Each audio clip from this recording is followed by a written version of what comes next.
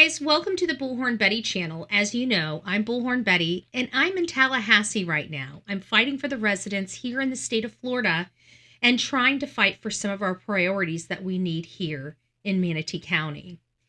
Now, I know that we don't talk a lot about this case, and this is the case of Dee Warner.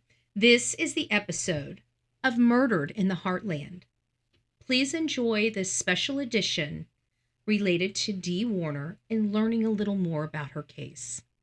Don't forget to like, share, and subscribe to the Bullhorn Betty channel. From the East Coast to the West Coast, we are everywhere true crime is. We are asking for the public's help. We are searching in the woods. We are doing what it takes here on the Bullhorn Betty channels to find answers to the most alarming cases we have been watching on the news. I can tell you personally that I have traveled this entire country seeking these answers and bringing that content right here to you here on the Bullhorn Betty channels and Bullhorn Betty Crime Stories. We are happy with the work that we've done. We brought many answers to the public, and we have defied mainstream media in our pursuit of the truth in these cases. We will continue to work, we will continue to fight for these victims, and we will continue to tell their stories here on my channels. Welcome to the Bullhorn Betty brand of channels and the Coffee Club. Thank you for your love, thank you for your support, and more importantly, thank you for allowing me to bring these victims' stories to each and every one of you, advocating for each of these victims. God bless you. God bless America, and more importantly, God bless our victims.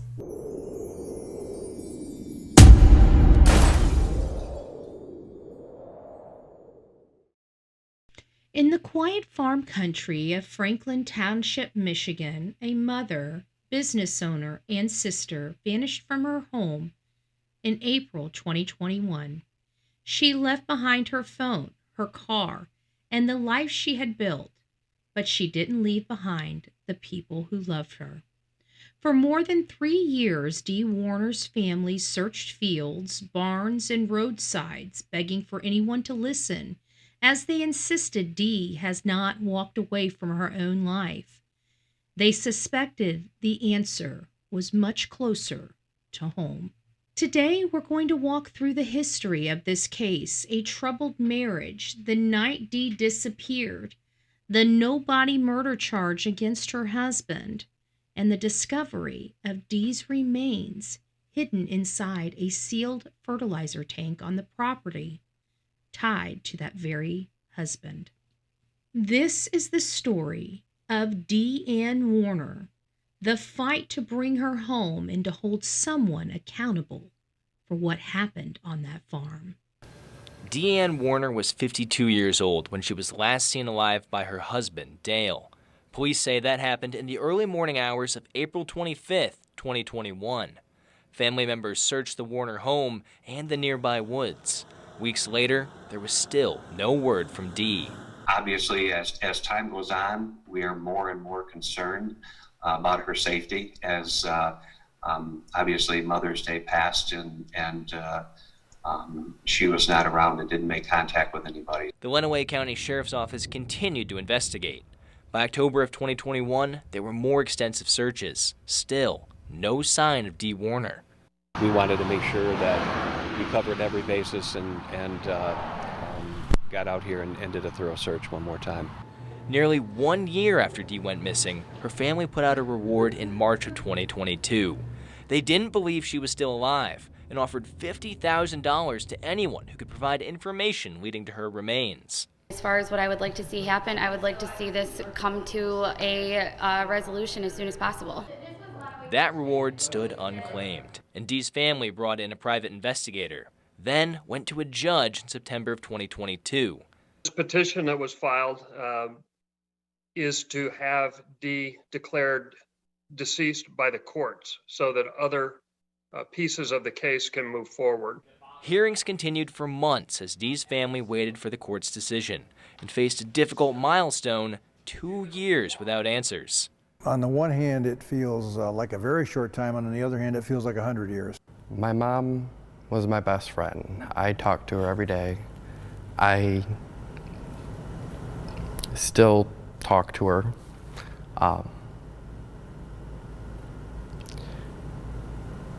It will be hard, but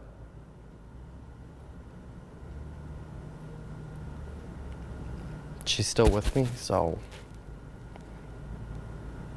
I'll be okay. Throughout the investigation, Dale's attorney argued Dee had packed up and left. He said Dee had done it before, and authorities confirmed the couple got into an argument before Dee went missing. There's easy ways to get identification from the internet, from resources overseas. You can get identification. You can even get a different identity. It's possible today, I guess, to even get a new Social Security number. Well, I think they're lying, 100%. I think that's their only possibility of a narrative that they think they can try to turn the public on, to think that the story of theirs about her vanishing was anywhere even possibly something that logical people could believe. By May of 2023, no one had been charged in Dee's disappearance, but her family filed a wrongful death lawsuit against her husband, Dale. What the family wanted to do was have her declared deceased earlier so that they could put closure to the case. We were a little bit shocked. That was not the way we thought things were going, based on their argument all this time that she's still in Mexico or somewhere alive. Dale would be charged with contempt of court this past September. A judge said he ignored her ruling by selling off assets belonging to both him and Dee. 2 months later, in November of 2023, Dale was charged for allegedly killing his wife. In disbelief, for one. I waited 2.5 years for this day to come, but the reality of hearing it hurt more than I could ever imagine. Dee was declared legally dead just months ago, in March. A judge heard evidence to determine whether Dale would go to trial in May. That preliminary hearing lasted 3 days and was continued into June. June 7th, when the judge ruled Dale would face a jury on charges of murder and tampering with evidence. State police did a fantastic job in conjunction with the local sheriff, right? So great day for justice, great day for the community. Very happy for the family. Even though it's not really a happy day. Dee is gone forever, won't come back, but at least they're on the path to getting justice. Searches continued, and Dale's trial was set without Dee's body, until this past week, when authorities uncovered a tank welded shut and painted over with human remains inside. Who was Dee Warner? Before she was a headline, Dee was a daughter, a mother, an entrepreneur. She owned a trucking company in Lenawee County, while her husband Dale focused on farming and fertilizing operations connected to their land.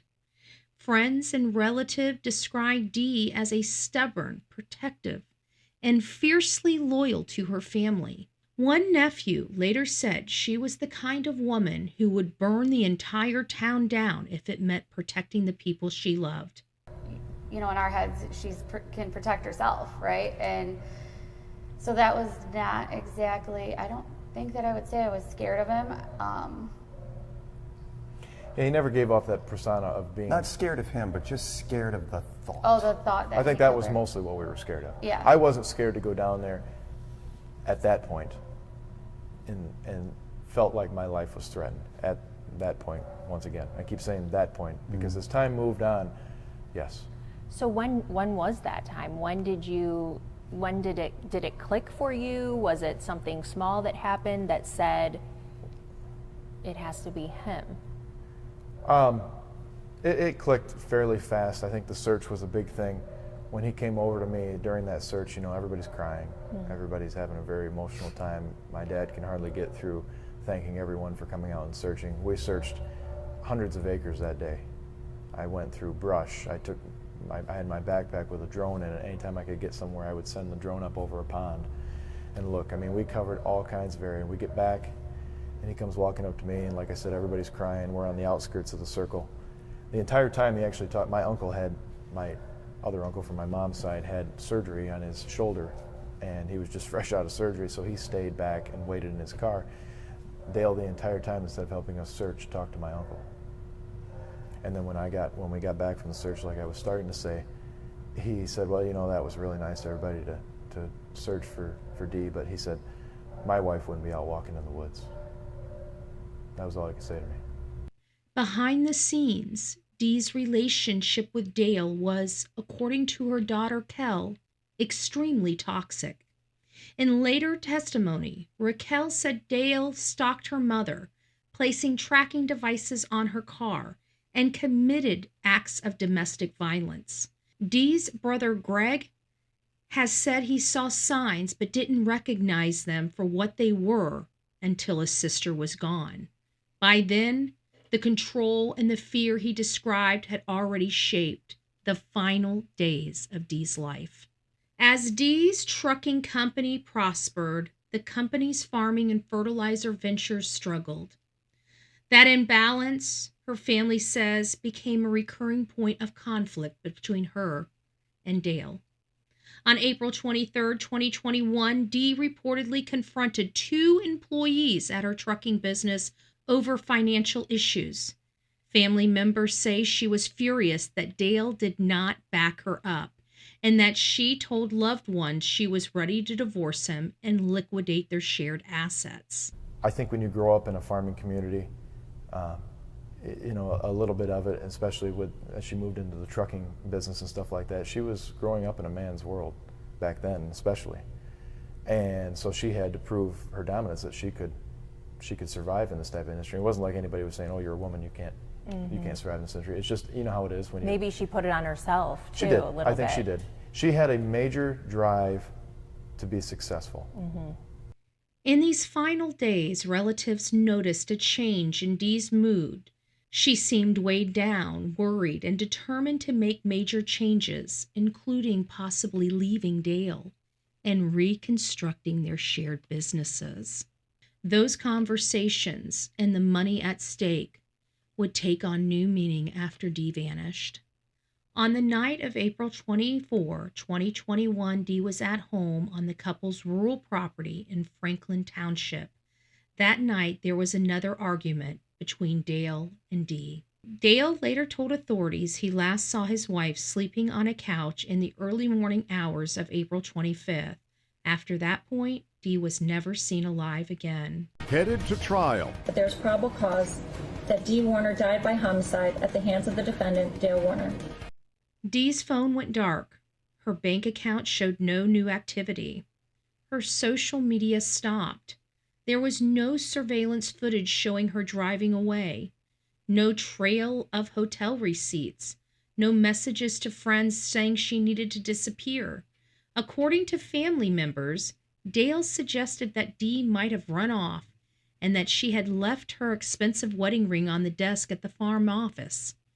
Some relatives initially feared she might have died by suicide, but as time passed, suspicion shifted sharply toward foul play.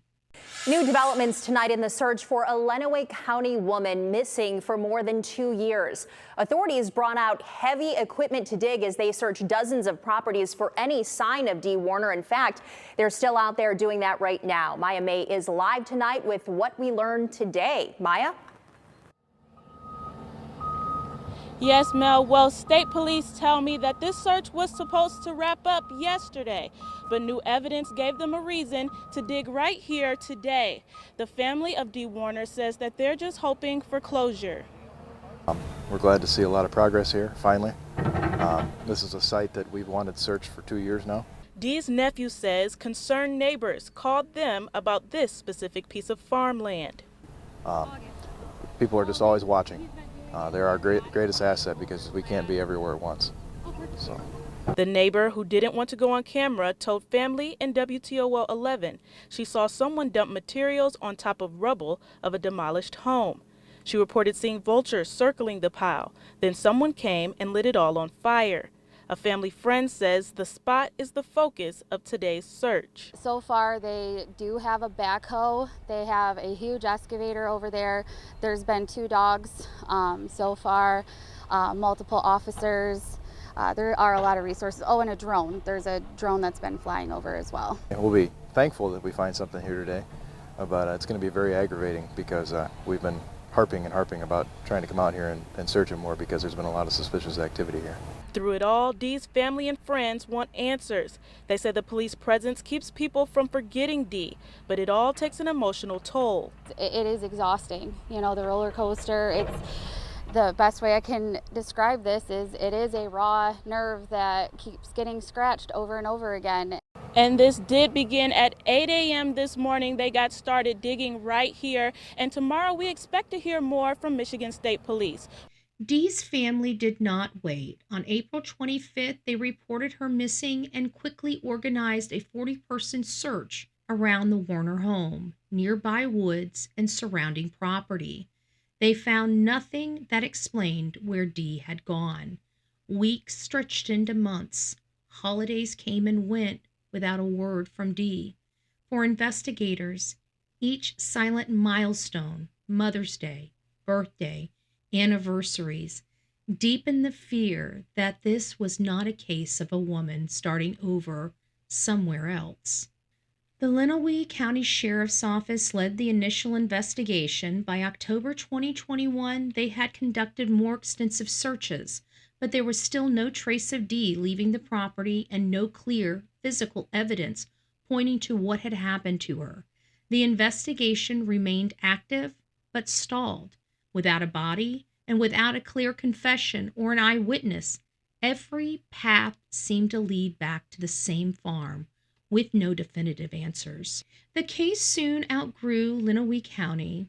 Dee's disappearance featured on Dateline's podcast Missing in America, introducing her story to a national audience who had heard directly from her daughter and her brother, Greg, along with their private investigator, Billy Little Jr.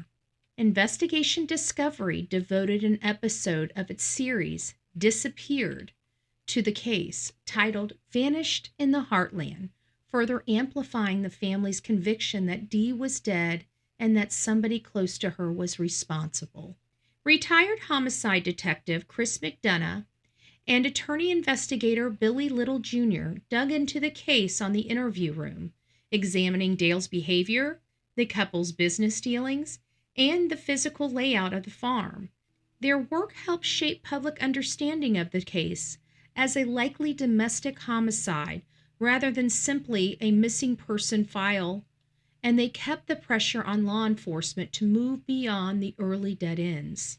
On August 9, 2023, Michigan State Police 1st District announced that it would take over the investigation at the request of Lenawee County Sheriff's Office. The move signaled that investigators now treated Dee's disappearance as a likely homicide. MSP began revisiting evidence, gathering new information, preparing the case that, at least at the time, would need to go to court without a body. On November 21st, 2023, Michigan State Police announced an arrest in connection with Dee's murder. Dee's husband, Dale John Warner. He was charged with an open murder and tampering with evidence case. Prosecutors alleged that Dee died from strangulation and blunt force injuries. Dale pleaded not guilty and was held in Lenawee County Jail awaiting trial in what was, at that point, a classic no-body homicide case. But there's probable cause that Dee Warner died by homicide at the hands of the defendant, Dale Warner. A judge issues a decision after days of testimony, but one key piece of evidence remains missing. Dale Warner showed no emotion as the judge read her decision late this afternoon in a Lenawee County courtroom. Good to have you with us here at 5. I'm Devin Skillion. And I'm Pamela Osborne in for Kimberly Gill. That decision comes even without police ever finding Dee Warner's remains after she vanished without a trace in April of 2021.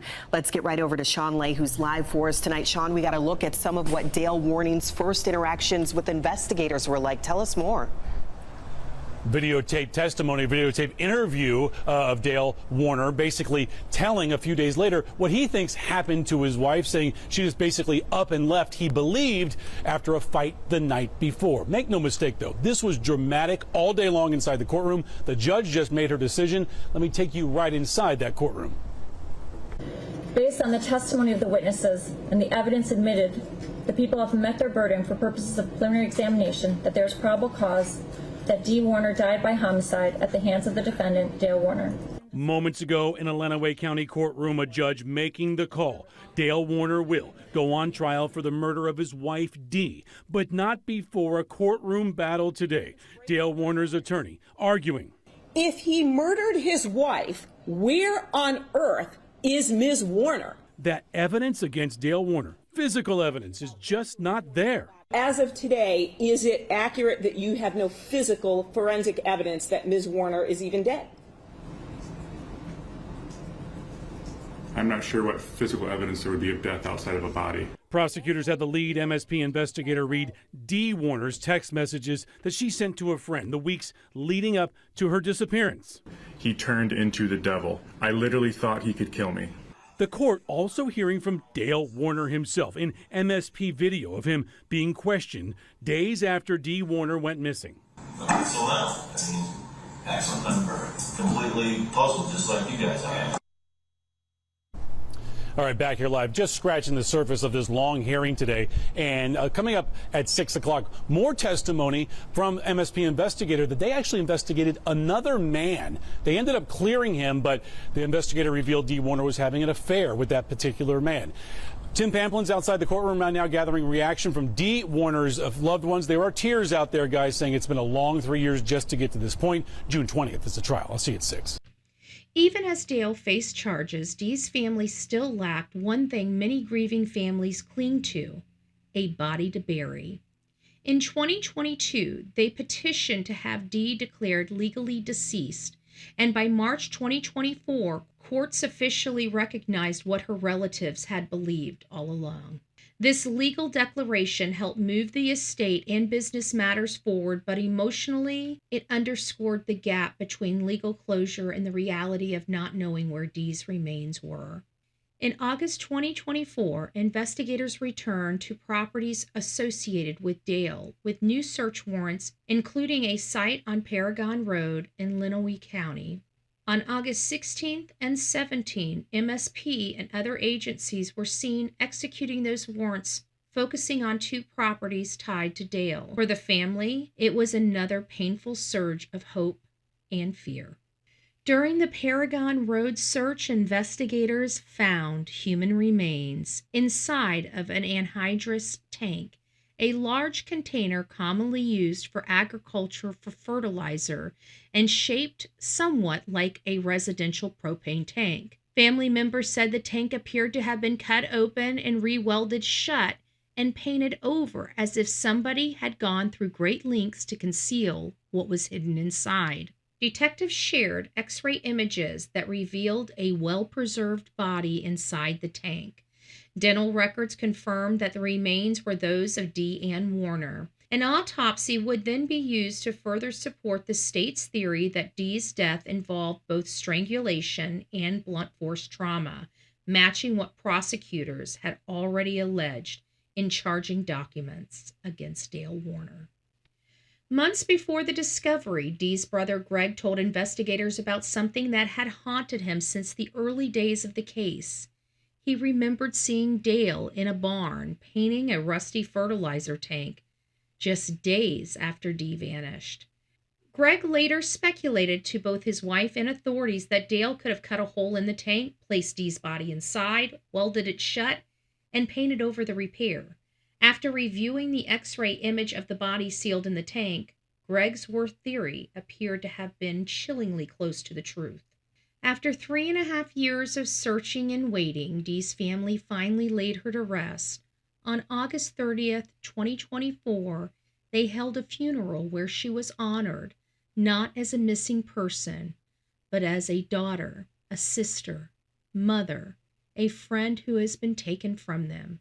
For family, the burial brought a measure of peace. but it did not end their need for accountability. They spoke publicly about Dee's strength, about their determination to see justice done in a courtroom. We're up in Lenawee County where we have a major update in a case that we've been following for about 3 years now. Authorities believe they have found the body of Dee Warner in a tank on this barn on this farming property behind me. I'll step aside so you can get a better look. But Dee Warner went missing in April of 2021. She told friends that she was going to meet up with her husband, Dale Warner.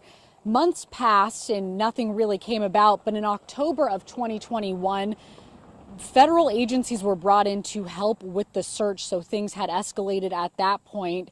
In March of 2022, that's nearly 1 year after Dee first went missing, police issued new search warrants and the family offered up a $50,000 reward for any information that would lead to finding Dee. Now, a few months after that, September 2022, the Dee Warner's family petitioned the court to have her legally declared dead. Now, with this, they would be able to control her assets.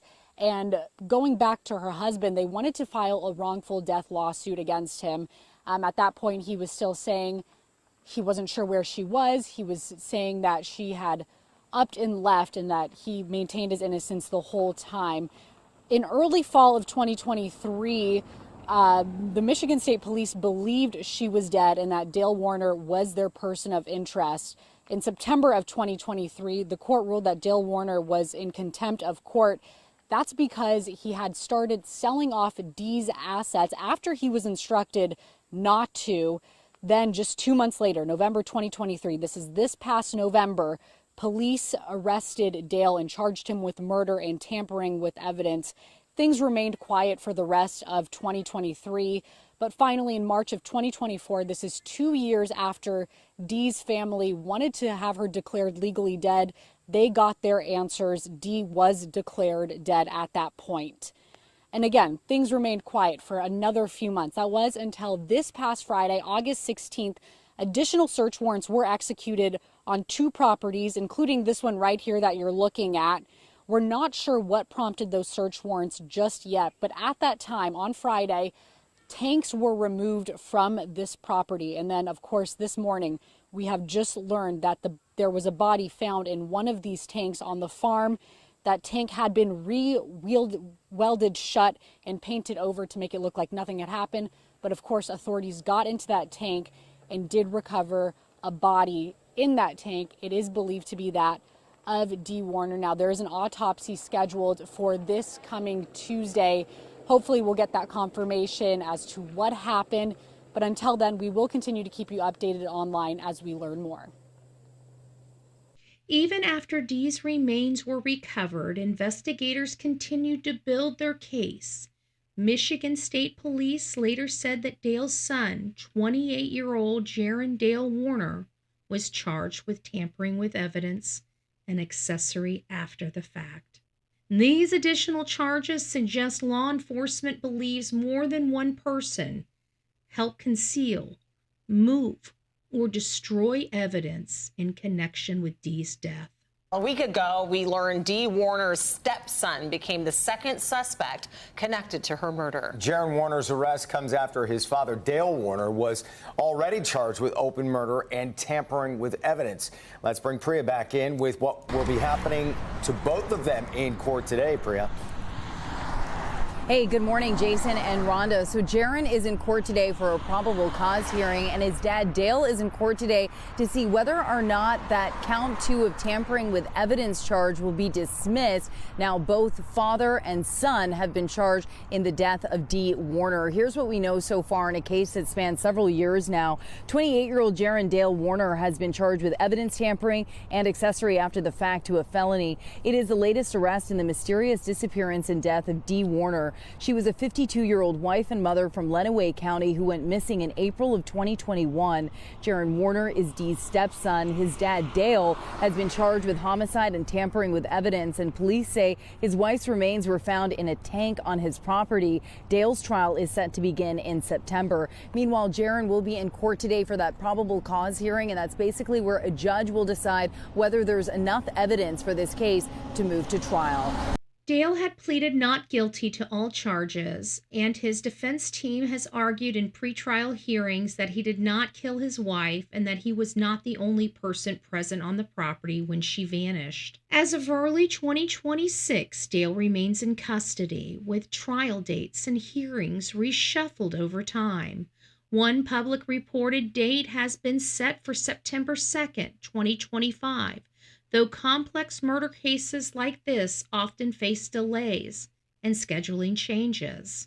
Even with Dee's body recovered, prosecutors must still convince a jury that the evidence points clearly to Dale and any co-conspirators.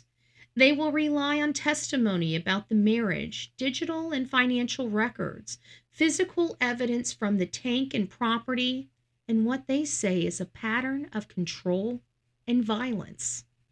This defense, for its part, is likely to emphasize the absence of direct eyewitnesses, alternative possibilities about who had access to the property, and any gaps or weaknesses they can identify in the state's timeline.